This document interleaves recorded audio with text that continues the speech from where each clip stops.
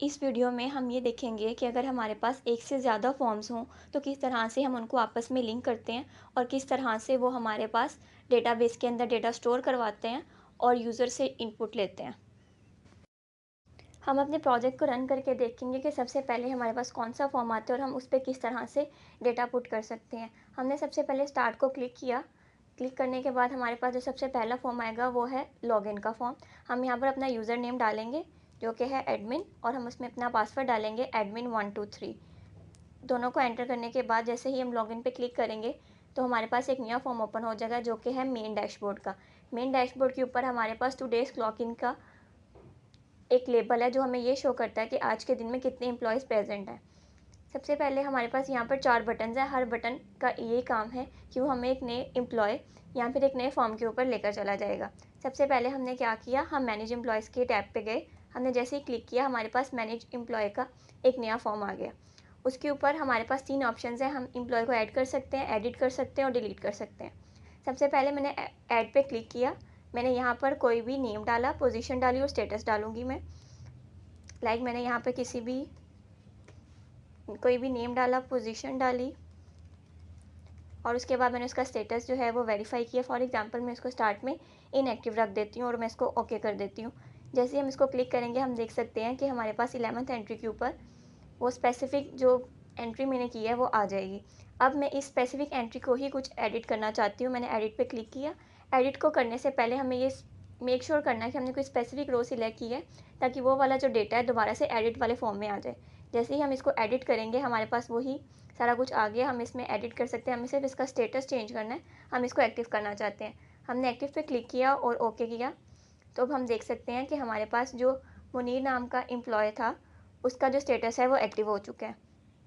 अब for example मैं चाहती हूँ कि मुझे किसी को डिलीट करना है, तो यहाँ से मैंने किसी स्पेसिफिक एम्प्लॉय को सिलेक्ट किया, डिलीट के बटन को क्लिक किया। उसने दोबारा पूछा do you want to delete this employ, तो हमने येस पे क्लिक किया। तो वो एम्प्लॉय हमारे डेटाबेस के अंदर से डिलीट हो जाएगा। एम्प्लॉय के मैनेज करने के बाद हमने बैक टू डैशबोर्ड किया। अब हम अटेंडेंस एंट्री करना चाहते हैं। अटेंडेंस एंट्री पे मैंने क्लिक किया।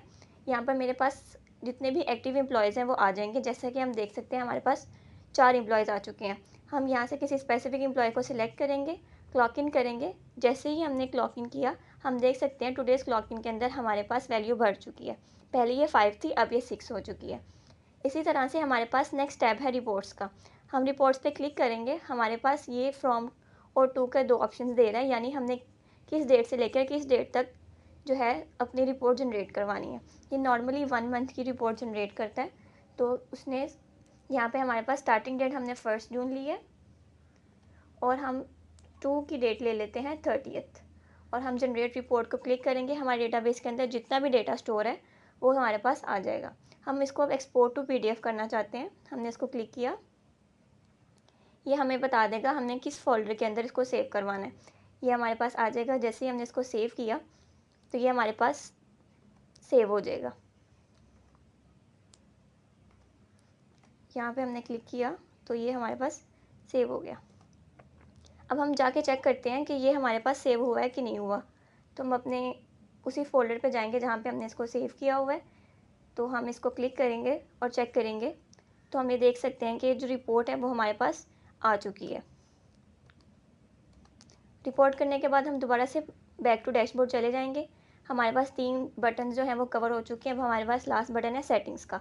हम सेटिंग्स के ऊपर जाएंगे। हमारे पास सेटिंग्स के अंदर हमने टैब कंट्रोल यूज़ किया है, जिसका मेन काम क्या है, ये हमारे पास 3 टैब्स जो हैं उनको शो करवा रहा है। हर टैब के ऊपर हमने एक अलग से फॉर्म बनाया था। जैसे कि हमारे पास सबसे पहला टैब है डेटाबेस का, जो चेक करेगा कि हमारा डेटाबेस जो है वो किस तरह से कनेक्टेड है और उसके अंदर हमारे पास क्या क्या कॉन्स्ट्रेंट्स थे। हमने जब अपनी कनेक्शन स्ट्रिंग बनाई थी उसके अंदर भी हमने ये सब चीज़ें डाली थी। तो हमें यहाँ पर अपने डेटाबेस को चेक करने के लिए हमने एक स्पेसिफिक फॉर्म बनाया हुआ है। यहाँ पर ऑलरेडी डेटा लिखा हुआ है, हमें अपने कनेक्शन को चेक करना है। हम टेस्ट कनेक्शन करेंगे तो ये हमें शो कर रहा है कि हमारा कनेक्शन बिल्कुल सही है और सक्सेसफुल है। ये हमें ये चेक करने में हेल्प करेगा कि हमारा जो डेटाबेस है उसके अंदर सारा कुछ स्टोर सही से हो रहा है कि नहीं। इसके लिए हम कनेक्शन को टेस्ट करेंगे। नेक्स्ट हमारे पास आ जाता है, नेक्स्ट टैब है यूज़र्स रोल की।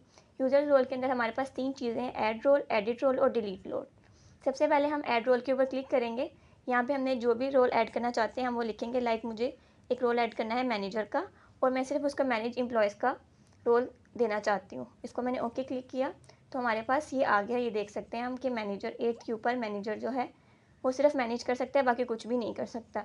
अब मैं एडिट करना चाहती हूँ और मैं चाहती हूँ कि जो मैं मैनेजर को एडिट करना चाहती हूँ, मैंने मैनेजर को क्लिक किया, एडिट किया और मैं चाहती हूँ कि ये रिपोर्ट्स भी जनरेट कर सके। तो मैंने दोबारा से इसको एडिट किया, ओके किया, तो मैं देख सकती हूँ कि यहाँ पर दोनों चीज़ें जो हैं वो कर सकता है। अब मैं किसी स्पेसिफिक रोल को डिलीट करना चाहती हूँ, मैंने इसको स्पेसिफिक किया, डिलीट रोल पे क्लिक किया, तो वो मेरे पास वो रोल जो है वो डिलीट हो गया और मेरे डेटाबेस के अंदर वो सारा कुछ स्टोर हो गया। लास्ट टैब है हमारे पास नोटिफिकेशन का। नोटिफिकेशन के अंदर मैंने स्पेसिफिक ईमेल के ऊपर लिखे हुए नोटिफिकेशन, और ये मुझे बता देगा कि नोटिफाई करना मैंने किस चीज़ के ऊपर, लाइक क्लॉक इन के ऊपर नोटिफाई करूँगी या फिर न्यू एम्प्लॉय के ऊपर नोटिफाई करेंगे, फ्रीक्वेंसी क्या होनी चाहिए। हमने स्पेसिफिक फ्रीक्वेंसी की और नोटिफिकेशन को सेव कर लिया, ये हमारे पास नोटिफिकेशन सेव्ड रहेगी। और इस तरह से हम बैक टू डैशबोर्ड पे चले जाएंगे और हमारे पास हमारा जो मेन फॉर्म है वो आ जाएगा। तो हम देख सकते हैं हमारे पास आ गया हमारा मेन लॉगिन फॉर्म। इस लॉगिन फॉर्म के ऊपर अगर हम देखें तो सबसे पहले टॉप के ऊपर हमारे पास हमने एक पैनल इंसर्ट किया हुआ है, हेडर पैनल जिसका नाम है। इस पैनल का मेन काम क्या है कि हमने इसको यूज़ किया है, ये अभी तो डिज़ाइनर मोड में कोई काम नहीं कर रहा, बट जब हम इसको जाएंगे ना कोडिंग वाले पोर्शन में, तो हम इसको ना एक इस तरह का फंक्शन इस्तेमाल करेंगे इसके ऊपर, जिसके थ्रू इसके जो कॉर्नर्स हैं वो राउंड हो जाएंगे और इसमें ना हम एक स्पेसिफिक ग्रेडियंट ब्लू कलर डाल देंगे, जिसकी वजह से हमारा जो फॉर्म है ना वो बहुत ज़्यादा अट्रैक्टिव लगेगा। तो उसके लिए हमने स्पेशली एक पैनल यहाँ पर इंसर्ट किया, जिसका यहाँ पर तो कोई काम नहीं है, बस ये डॉटेड सी लाइंस हमारे पास शो हो रही हैं इसके अंदर। अब इस पैनल को बनाने के लिए हमने एक मेन काम क्या किया था, हमने डॉक प्रॉपर्टी को टॉप पे फिक्स किया था। इसके थ्रू क्या होगा कि ये जो पैनल है ना ये हमारे फॉर्म के सिर्फ टॉप के ऊपर जाएगा और जितनी हाइट हमने स्पेसिफाई की होगी ना सिर्फ उतनी हाइट तक रहेगा। तो अब हम देख सकते हैं कि हमारा मेन डिज़ाइनिंग फॉर्म तो ये था, जिसमें हमने यूज़र नेम यूज़ किया। यूज़र नेम के अंदर हमने एक पिक्चर बॉक्स इंसर्ट किया है। इस पिक्चर बॉक्स के अंदर हमने एक पिक्चर जो है वो इंपोर्ट की अपने डिवाइस के थ्रू, जो हमारे यूज़र नेम के अंदर एक स्पेसिफिक पिक्चर डाल रही है। इसी तरह से पासवर्ड के लिए भी हमने एक पिक्चर बॉक्स ही यूज़ किया है। यहाँ पर हमने साथ में एक टेक्स्ट बॉक्स यूज़ किया है और नीचे भी हमने पासवर्ड के लिए टेक्स्ट बॉक्स यूज़ किया है। और ये जो हमारे पास लाइन सी शो हो रही है ये भी हमने एक पैनल ही इंसर्ट किया है, और ये इस पैनल को हमने इस तरह से इंसर्ट किया है कि हमने इसके साइज़ को अपने हिसाब से रखा है और हमने इसको बिल्कुल इस तरह से कंप्रेस कर दिया कि ये हमारे सामने फॉर्म के अंदर एक लाइन की फॉर्म में शो होता है। तो इस तरह से इन सब का ये जो पैनल डिज़ाइन करने का मेन काम था वो सिर्फ यही था कि हमारा जो फॉर्म है वो ज़रा अच्छा दिखे और ज़रा अट्रैक्टिव सा नज़र आए। नीचे हमारे पास एक बटन है जिसका नाम है लॉगिन। लॉगिन बटन का मेन काम क्या है कि हमारे जो है पासवर्ड्स और यूज़र नेम उनको चेक करता है कि अगर तो वो वैलिड है तो हमारे पास नेक्स्ट फॉर्म को ओपन कर देता है। तो अब चलते हैं हम डिज़ाइनर मोड से इसके कोडिंग पोर्शन के ऊपर। तो हम यहाँ से आ गए हैं इसके कोडिंग पोर्शन के ऊपर। तो यहाँ पे हम देख सकते हैं कि हमारे पास उसी तरह से हमने स्टार्टिंग में नेम स्पेसेस यूज़ की हुई हैं। अब इसके अंदर हमने एक मेन काम क्या किया है, हमने यहाँ पर माई एसक्यूएल जो है वो वाली डेटाबेस यूज़ की है। माई एसक्यूएल वर्क बेंच के थ्रू हम डिफरेंट टेबल्स जो हैं वो क्रिएट कर रहे हैं और उन टेबल को अपने फॉर्म के साथ जो है वो एसोसिएट कर रहे हैं, कनेक्ट कर रहे हैं, जिसके थ्रू अब उस जो डेटाबेस के अंदर हमने डेटा स्टोर करवाया हुआ है उसके अंदर जो हमने क्रीडेंशियल स्टोर करवाए हैं लॉगिन की और पासवर्ड की, वो मैच होंगे हमारे फॉर्म के अंदर, ताकि हम चेक कर सकें कि वो वैलिड है या नहीं। अगर तो वो वैलिड होता है तो हमें नेक्स्ट फॉर्म की तरफ ले जाएगा जो कि है मेन डैशबोर्ड, और अगर नहीं होगा तो वो हमें कोई मैसेज बॉक्स शो कर देगा कि इनवैलिड यूज़र नेम और पासवर्ड इस टाइप का। तो हम देख सकते हैं हमारे पास ये कोडिंग पोर्शन, जिसके अंदर हम देख सकते हैं सबसे पहले तो अप्लाई राउंडेड कॉर्नर्स वाला फंक्शन हमने यूज़ किया है। अब हम ये फंक्शन वही है जो हमारे पास जो पैनल्स हैं उनके जो कॉर्नर्स हैं उनको राउंड करने के लिए यूज़ होगा। नेक्स्ट हम अप्लाई राउंडेड कॉर्नर्स वाला फंक्शन चेक करते हैं। इसके अंदर हमने कुछ पैरामीटर्स डाले हुए हैं जिनका मेन काम यही है कि वो उसको ही सेट करने के लिए इस्तेमाल हो रहे हैं, जो हमारे पास जब हम उसको रन करके देखेंगे तो वहाँ पर नज़र आएगा। अब हमारे सामने नेक्स्ट आ जाता है एक फंक्शन वन साइज़ का। इसका मेन काम क्या है कि अगर हम अपने फॉर्म को मतलब दोबारा से रीसाइज़ करते हैं या उस पर कुछ चेंजेस करते हैं साइज़ से रिलेटेड, तो वो दोबारा से हमारे इसी फंक्शन को कॉल करेगा ताकि दोबारा से उसके जो कॉर्नर्स हैं उनको राउंड कर सके। अब हमने यहाँ पर और क्या किया है, जब हमारे पास फॉर्म को हम डिज़ाइन कर रहे थे तो हमारे पास जो प्रॉपर्टीज़ वाला पैनल था वहाँ पे हमने क्या किया था, कुछ इवेंट्स को एसोसिएट किया था। लाइक हमने माउस डाउन को किया था, माउस मूव को किया था और पेन को यूज़ किया था। इन सब का मेन काम क्या था कि क्योंकि हमने वो पैनल को इंसर्ट किया, जिसकी वजह से कुछ जो है ना वो इवेंट्स के ऊपर इफ़ेक्ट आ रहा था, तो उन इवेंट को हमने इसके साथ एसोसिएट करके अपने फॉर्म के ऊपर ड्रैगिंग वगैरह और उन सबको सही करने के लिए इसका इस्तेमाल किया। तो हम वापस आ जाते हैं अपने पैनल पेंट की तरफ। तो पैनल पेंट का मेन काम क्या है कि ये हमें एक ब्लू ग्रेडियंट कलर दे देता है पैनल के बिल्कुल ऊपर, जहाँ पे हमने यूज़र नेम और पासवर्ड डालना है उससे ऊपर हमारे पास एक कलर आ जाता है ब्लू कलर, जिसकी वजह से वो फॉर्म एक बहुत प्यारा सा फॉर्म लगता है। अब नेक्स्ट हमारे पास है एक फंक्शन बटन लॉगिन का। बटन लॉगिन में भी हमारे पास पेंट का जो इवेंट है वो एसोसिएटेड है। अब वो जो लॉगिन का बटन है ना, उसके अंदर भी हमने कुछ स्पेसिफ़ाई किया है कलर को, तो उसको यूज़ करने के लिए हमने यहाँ पर ये वाला फ़ंक्शन यूज़ किया है। नेक्स्ट हमारे पास आ जाता है माउस डाउन का फ़ंक्शन, माउस मूव का फ़ंक्शन और माउस अप का फ़ंक्शन। इन सब का मेन काम ये ड्रैगिंग में हमारी हेल्प करेंगे, जब हमने अपने फॉर्म को ड्रैग करना है या फिर उस पर कुछ फंक्शन अप्लाई कर रहे होंगे, क्योंकि वो पैनल की वजह से कुछ इफ़ेक्ट आ जाता है उसकी माउस मूविंग के ऊपर, तो इसलिए हमने यहाँ पर इन फंक्शंस को यूज़ किया है। लास्ट पे हमारे पास एक फ़ंक्शन आ जाता है बटन लॉगिन का। बटन लॉगिन का मेन काम क्या है कि ये हमारे पास जो टेक्स्ट बॉक्स के अंदर यूज़र नेम और पासवर्ड लेता है, ये उसको मैच करवाता है हमारे पास जो डेटाबेस के अंदर लॉगिन और पासवर्ड लिखा हुआ है उससे।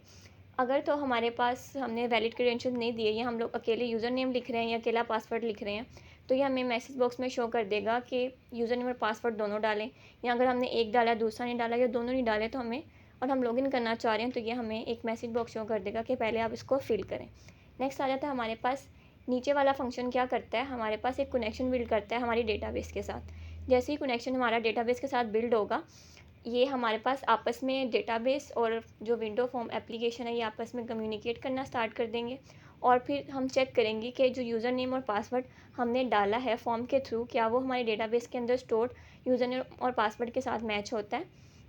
अगर तो वह मैच हो जाता है तो हमारे पास ये वाला फंक्शन यूज़ होगा, जो न्यू मेन डैशबोर्ड का जो है फॉर्म उसकी तरफ हमें ले जाएगा। और अगर वो पासवर्ड और लॉगिन जो हमने डाला है वो गलत है, तो ये हमारे सामने एक मैसेज बॉक्स शो कर देगा कि इनवैलिड यूज़र नेम और पासवर्ड। तो अब सबसे पहले हमने अपने फॉर्म को रन करके देखा कि किस तरह से ये वर्क करता है। सबसे पहले हम ऐसा करते हैं, हम कुछ भी डाले बगैर लॉगिन करके चेक करते हैं। जैसे ही हमने लॉगिन किया, ये हमें एक मैसेज बॉक्स शो कर रहा है कि please enter both user name and password. हमने ओके को प्रेस किया। अब हम ऐसा करते हैं कि गलत यूज़र नेम और पासवर्ड डालते हैं। लाइक मेरे पास यूज़र नेम है एडमिन और पासवर्ड है admin123, तो मैं एडमिन की जगह एडमिन लिख देती हूँ और पासवर्ड मैं बिल्कुल ठीक डाल देती हूँ। तो अब मैंने इसको लॉगिन किया तो ये मुझे मैसेज बॉक्स शो करेगा कि इनवैलिड यूज़र नेम और पासवर्ड। अब मैं क्या करती हूँ, मैं सही वाला अपना जो लॉगिन है वो डालती हूँ, विच इज़ एडमिन, और पासवर्ड है मेरा admin123। अब जैसे ही मैंने लॉगिन को प्रेस किया, ये मेरे पास मेन डैशबोर्ड का फॉर्म जो है वो ओपन हो गया। तो हमारे पास जैसे ही हमने लॉगिन कर लिया, अब हमारे पास एक मेन डैशबोर्ड का फॉर्म ओपन हो जाएगा। जैसा कि हम देख सकते हैं हमारे मेन डैशबोर्ड के अंदर सबसे पहले हमने एक लेबल यूज़ किया हुआ है जिसका नाम है टुडेज़ क्लॉक इन्स। इसका मकसद ये है कि हमने ये चेक करना है कि आज के दिन में हमारे कितने एम्प्लॉयज़ ने अब तक अटेंडेंस मार्क कर ली है। अभी तो हमने इसको ज़ीरो से इनिशियलाइज़ करवाया हुआ है। जैसे जैसे हम अपने फॉर्म को यूज़ करेंगे और डिफरेंट एम्प्लॉयज़ इसके अंदर अपनी अटेंडेंस को मार्क करते जाएंगे, वैसे वैसे इस क्लॉक इन की वैल्यू बढ़ती जाएगी। इसके अंदर हमने एक डेटा ग्रिड व्यूअर का इस्तेमाल किया है, जिसका मेन काम ये है कि जब हम अटेंडेंस मार्क कर लेंगे या फिर जो भी हमारे डेटा ग्रिड व्यूअर के अंदर डेटा आ जाएगा, ये उसको शो करवा देगा। नीचे हमारे पास 4 बटन्स यूज़ हुए हुए हैं। इन चारों बटन्स को जैसे ही हम क्लिक करेंगे, ये हमें एक नए फॉर्म के ऊपर ले जाएंगे। उस फॉर्म के ऊपर हमने जो भी फंक्शनैलिटीज़ परफॉर्म करनी होंगी वो हम कर लेंगे, और उसके बाद फिर एक बटन होगा बैक टू डैशबोर्ड का, जो दोबारा से हमें हमारे मेन डैशबोर्ड के ऊपर ले आएगा। हम नेक्स्ट इसके कोडिंग पोर्शन की तरफ चलते हैं। इसके कोडिंग पोर्शन में भी हमने इसी तरह से स्टार्ट में नेम स्पेसेस यूज़ की हुई हैं। इसमें हमारे पास सबसे पहले एक फ़ंक्शन आ जाता है मेन डैशबोर्ड का, जो हमारे पास एक कंस्ट्रक्टर है जिसके अंदर हमने दो फंक्शंस यूज़ किए हुए हैं। सबसे पहला है लोड स्टैट्स और दूसरा है लोड एम्प्लॉय ग्रिड। जो हमारे पास लोड स्टैट्स है ना, इसका मेन काम क्या है कि जो हमारे पास टेक्स्ट बॉक्स था जिसके अंदर अभी हमने ज़ीरो इनिशियलाइज़ करवाया हुआ है, ये हमारे पास एक काउंट फंक्शन को इस्तेमाल करता है हमारे डेटाबेस के अंदर।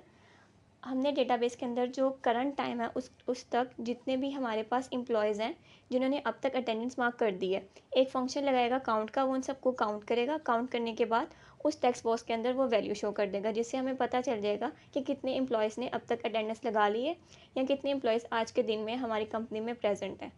नेक्स्ट आ जाता है हमारे पास लोड एम्प्लॉय ग्रिड। अब एम्प्लॉय ग्रिड का काम क्या है? ये सबसे पहले हमारी डेटाबेस के साथ कनेक्शन बिल्ड करती है। उसके बाद क्या करता है कि हमारे डेटाबेस के अंदर जो हमने टेबल स्टोर करवाया हुआ है उसके अंदर जो फील्ड्स हैं और उन फील्ड्स के अंदर जो भी वैल्यूज़ हैं ये उनको शो करवाता है। यानी हमने आगे रोल वाला फंक्शंस यूज़ करने हैं और इस टाइप के हमने डिफरेंट फॉर्म्स के अंदर डिफरेंट चेंजेस करनी है। उन चेंजेस के बाद हमारा फॉर्म किस टाइप का नज़र आता है और उसमें हमने क्या क्या चीज़ें स्टोर करवा ली हैं, वो सारा उनको रीलोड करना और उनको दिखाना इसका काम है। नेक्स्ट हमारे पास एक फ़ंक्शन है मेन डैशबोर्ड लोड का। इसमें भी हमने वही दो फंक्शंस यूज़ किए हुए हैं, लोड स्टैट्स का और लोड एम्प्लॉय ग्रिड का। नेक्स्ट हमारे पास एक फ़ंक्शन है बटन एम्प्लॉय क्लिक। हमने यहाँ पर एक बटन यूज़ किया था मैनेज एम्प्लॉयज़ का। जैसे ही हम उस बटन को क्लिक करेंगे हमारे पास एक न्यू फॉर्म ओपन हो जाएगा जिसका नाम है एम्प्लॉय मैनेजमेंट फॉर्म, जो हमें एम्प्लॉयज़ को मैनेज करने में हेल्प करेगा। यानी हम ऐड करना चाहते हैं एम्प्लॉयज़ को या हम किसी एम्प्लॉय को डिलीट करना चाहते हैं तो वो हमें ये फंक्शनैलिटीज़ देता है। एक हमारे पास फंक्शन है button entry click. Button entry click का क्या काम है? ये हमें एक नए फॉर्म के ऊपर लेके जाएगा जो है हमारे पास अटेंडेंस मार्क करने का। ये अटेंडेंस एंट्री के फॉर्म के ऊपर हमें लेकर जाएगा। एक हमारे पास नेक्स्ट जो फंक्शन है वो है बटन रिपोर्ट क्लिक। ये हमारे पास एक रिपोर्टिंग फॉर्म है जिसके अंदर हम रिपोर्ट्स जनरेट करवाते हैं और उनको पीडीएफ में एक्सपोर्ट करवाते हैं। ये हमें उस फॉर्म के ऊपर लेकर जाएगा। और लास्ट बटन है हमारे पास सेटिंग्स का। जैसे ही हम इस बटन को क्लिक करेंगे हमारे पास सेटिंग्स वाला टैब ओपन होगा और हम अपने हिसाब से सेटिंग्स को मॉडिफाई कर सकते हैं। अब हमारे पास आ चुका है एम्प्लॉय मैनेजमेंट का फॉर्म। हमने जैसे ही अपने मेन डैशबोर्ड के ऊपर क्लिक किया था मैनेज एम्प्लॉयज़, उस फंक्शन ने ट्रिगर किया था हमारे पास एक ऐसा इवेंट जो हमें एक नए फॉर्म के ऊपर ले गया जिसका नाम है employ management. Employ management form के अंदर हमारे पास एक डेटा ग्रिड व्यूअर है। डेटा ग्रिड व्यूअर क्या करेगा, जो भी हमारे डेटाबेस के अंदर हमने वैल्यू स्टोर करवाई हुई हैं उनको हमारे पास शो करवा देगा। यहाँ पे हमारे पास 3 बटन्स हैं, ऐड, एडिट और डिलीट का। इनका मेन काम क्या है कि हमारे पास जो एम्प्लॉयज़ अगर हमने ऑलरेडी उनको ऐड कर दिया है या हम कोई नया एम्प्लॉय ऐड करना चाहते हैं या ऑलरेडी एडिड एम्प्लॉय को हम कुछ एडिट करना चाहते हैं, उसकी पोजीशन चेंज करना चाहते हैं, या हम पहले वो एक्टिव था वो कुछ टाइम के लिए इनएक्टिव हो गया है या वो कुछ टाइम के लिए नहीं आ रहा, तो उस हिसाब से हम अपने फॉर्म को मॉडिफाई करना चाहते हैं। और डिलीट का फंक्शन है। लास्ट पे हमारे पास एक बटन है बैक टू डैशबोर्ड का, जो जैसे ही हम अपना एम्प्लॉयज़ को मैनेज कर लेंगे, हमने अपना काम कंप्लीट कर लिया, ये हमें दोबारा से हमारे मेन डैशबोर्ड के ऊपर ले जाएगा। अब हम चलते हैं इसके कोडिंग पोर्शन की तरफ। जैसे ही हम इसके कोडिंग पोर्शन की तरफ जाएंगे हम देखेंगे यहाँ पे हमारे पास सबसे पहले एक कंस्ट्रक्टर है एम्प्लॉय मैनेजमेंट फॉर्म के नाम से। इसका मेन काम यही है कि ये हमारे जितने भी कंपोनेंट्स हैं उनको इनिशियलाइज़ करवाएगा। और इसके अंदर हमने एक फ़ंक्शन बनाया हुआ है लोड एम्प्लॉयज़। लोड एम्प्लॉयज़ का काम यहाँ भी उसी तरह से है जहाँ जैसा हमने पहले यूज़ किया था अपने मेन डैशबोर्ड फॉर्म के अंदर। ये सिलेक्ट क्वेरी यूज़ करता है। ये सिलेक्ट क्वेरी यूज़ करता है हमारे डेटाबेस को सबसे पहले कनेक्ट करता है, उसके बाद एक क्वेरी यूज़ करता है सिलेक्ट सारे के सारे जो हमारे पास फील्ड्स हैं उनके नेम लिखता है और उनके करस्पॉन्डिंग जो भी हमारे पास वैल्यूज़ हैं उनको हमारे पास डेटा ग्रिड व्यूअर के अंदर शो करवा देता है। नेक्स्ट हमारे पास एक फंक्शन है ऐड एम्प्लॉय का।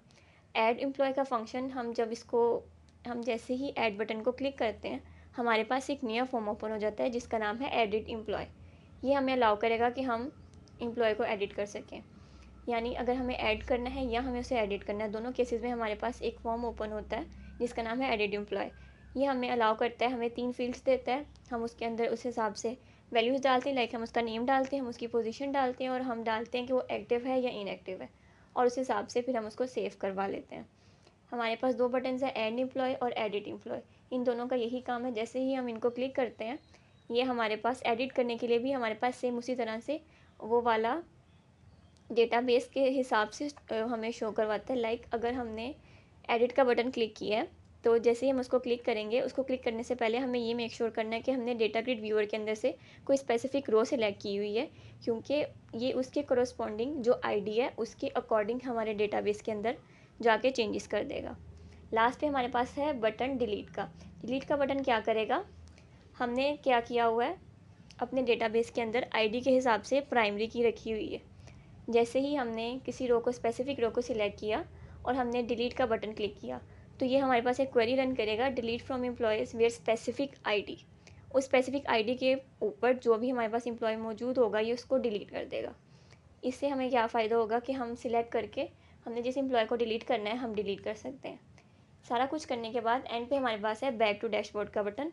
जैसे ही हम इसको क्लिक करेंगे ये हमें दोबारा से मेन डैशबोर्ड पे ले जाएगा और इस तरह से हम अपने एम्प्लॉयज़ को मैनेज कर सकते हैं। हमारे पास आ गया एडिट एम्प्लॉय का फॉर्म। हम इसकी कोडिंग की तरफ चलते हैं। इसके अंदर हमारे पास सबसे पहले हमने इनिशियलाइज़ करवाया हुआ है एम्प्लॉय आईडी को 0 के साथ। उसी तरह से हमारे पास एक कंस्ट्रक्टर है जिसके अंदर हमने कंपोनेंट्स को इनिशियलाइज़ करवाया हुआ है। हमने अपने कॉम्बो बॉक्स के अंदर एक लिस्ट ऐड की हुई है जिसके अंदर हमने ऐड किया हुआ है 2 आइटम्स को, एक्टिव और इनएक्टिव को। नेक्स्ट हमारे पास आ जाता है एडिट एम्प्लॉय, जिसके अंदर हमारे पास एक पैरामीटर जा रहा है आईडी का।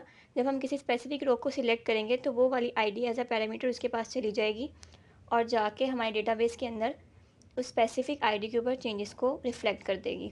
नेक्स्ट आ जाता है हमारे पास ओके बटन। जैसे ही हमने जो भी चेंजेस उस एम्प्लॉय फॉर्म के अंदर करनी है वो हमने कर ली, उसके बाद जैसे ही हम ओके का बटन क्लिक करेंगे तो वो क्या करेगा कि हमारे डेटाबेस के अंदर जाके उन चेंजेस को सेव करवा देगा। इसी तरह से हमारे पास कैंसिल का बटन है। कैंसिल का बटन क्या करता है, अगर हमने सारा कुछ एंटर कर दिया और हम कैंसिल को प्रेस कर देते हैं तो वो क्या करेगा कि जाके डेटाबेस के अंदर कोई भी चेंजेस नहीं करेगा और हमें दोबारा से पिछले वाले फॉर्म के ऊपर वापस ले जाएगा। इसके बाद आ जाता है हमारे पास अटेंडेंस एंट्री का फॉर्म। अटेंडेंस एंट्री के फॉर्म के अंदर जैसा कि हम देख सकते हैं कि उसी तरह से हमारे पास एक बॉर्डर है और हमारे पास बॉर्डरलेस 2 बटन्स हैं। इन सबको हम अपने कोडिंग पोर्शन में जाके डिज़ाइन कर सकते हैं जैसे हमने पिछले वाले में किया था। तो ये आ जाता है हमारे पास इसका कोडिंग पोर्शन। इसके अंदर हमारे पास उसी तरह से हमने कुछ वेरिएबल्स यूज़ किए हुए हैं और कंपोनेंट्स को इनिशियलाइज़ करवाया हुआ है। इसमें हमारे पास उसी तरह से अप्लाई राउंडेड कॉर्नर्स वाला फंक्शन यूज़ हुआ है, रीसाइज़ वाला फंक्शन यूज़ हुआ है, हेडर पैनल को पेंट करने के लिए यूज़ हुआ है और इसी तरह से बटन्स को पेंट करने के लिए यूज़ हुआ है ताकि बटन और जो हेडर है उसके अंदर एक ग्रेडियंट ब्लू कलर आ सके। इसमें हमारे पास एक फ़ंक्शन है लोड एम्प्लॉयज़ का। लोड एम्प्लॉयज़ का फ़ंक्शन क्या काम करेगा कि हमारे डेटाबेस के अंदर एक क्वेरी यूज़ करेगा, सिलेक्ट उन एम्प्लॉयज़ को सिलेक्ट करेगा जो हमारे पास स्टेटस एक्टिव रखते हैं। एक्टिव स्टेटस वाले एम्प्लॉयज़ को सिलेक्ट करेगा और कॉम्बो बॉक्स के अंदर शो करेगा और फिर हम उसमें से जाके क्लॉक इन या फिर क्लॉक आउट का फंक्शन यूज़ कर सकते हैं। अब हमारे पास आ गया ये जो combo box employ draw items का फंक्शन है। ये बेसिकली फॉर्मेटिंग के लिए ही यूज़ हो रहा है हमारे कॉम्बो बॉक्स को। नेक्स्ट हमारे पास जो हेडर पैनल, माउस मूव है, माउस डाउन और माउस अप, ये एक बॉर्डरलेस जो हमारे पास फॉर्म है जिसके अंदर हमने दोबारा से ड्रैग किया हुआ है एक पैनल को, उसकी फॉर्मेटिंग के लिए, उसको ड्रैग एंड ड्रॉप करने के लिए इस्तेमाल होता है। हमारे पास नेक्स्ट एक फंक्शन है button clock in. Clock in का फंक्शन क्या होगा, जो रिकॉर्ड बटन है अटेंडेंस का, हमारे पास एक फॉर्म है उसके अंदर एक स्ट्रिंग को स्टोर करवाएगा इन का। इसी तरह से जो आउट का फंक्शन है वो भी इसी तरह से वर्क करेगा। आउट नाम की एक जो स्ट्रिंग है उसको पास करेगा हमारे पास जो रिकॉर्ड अटेंडेंस का फंक्शन है उसके अंदर। रिकॉर्ड अटेंडेंस के अंदर हम क्या करेंगे, रिकॉर्ड अटेंडेंस के अंदर हमारे पास जो डेटाबेस के अंदर है अटेंडेंस वो स्टोर हो जाएगी, यानी कि एक एम्प्लॉय आया है या फिर नहीं आया।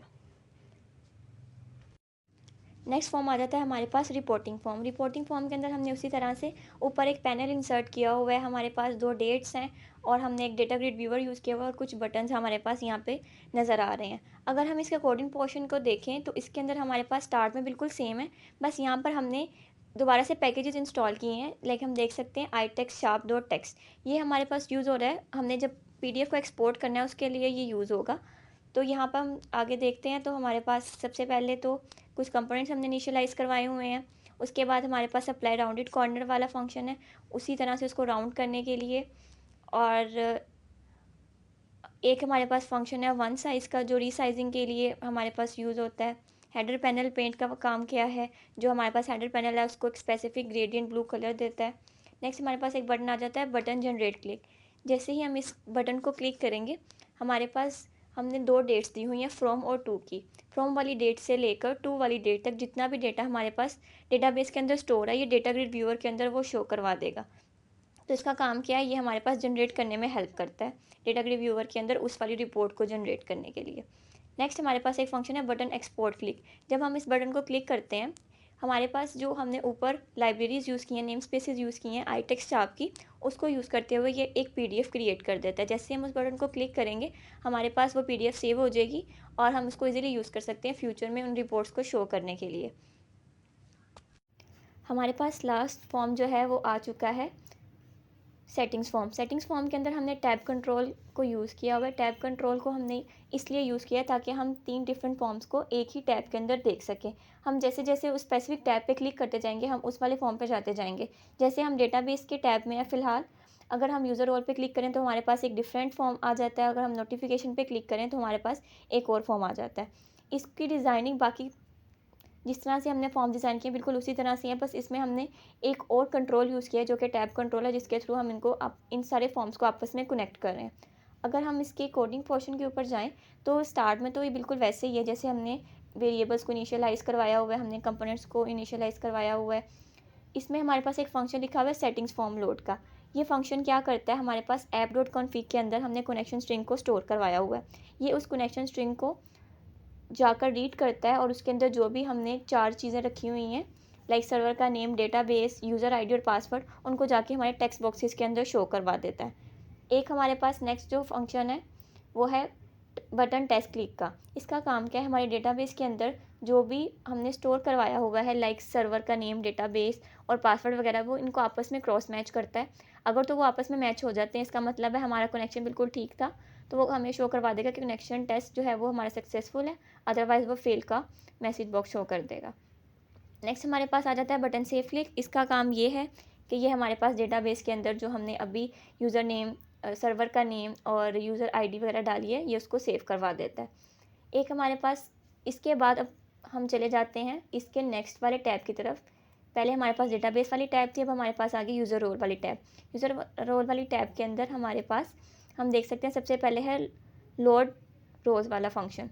लोड रोज़ वाले फंक्शन के अंदर हमारे पास सिंपल उसी तरह से, ये इसका मेन काम क्या है, डेटा ग्रिड व्यूअर के अंदर सारे के सारे जो रोल्स हैं ना उनको शो करवा देता है। उसके बाद हमारे पास ये कुछ परमिशंस देता है, लाइक परमिशन के वो एम्प्लॉय को मैनेज कर सकता है, अटेंडेंस मार्क कर सकता है, व्यूज़ को रिपोर्ट कर सकता है। ये सारे जो है ना परमिशंस हैं, इसके अंदर हम उसको ये चेक करते हैं कि इसको कौन सी परमिशंस देनी है, इस रोल को कौन सी परमिशंस नहीं देनी।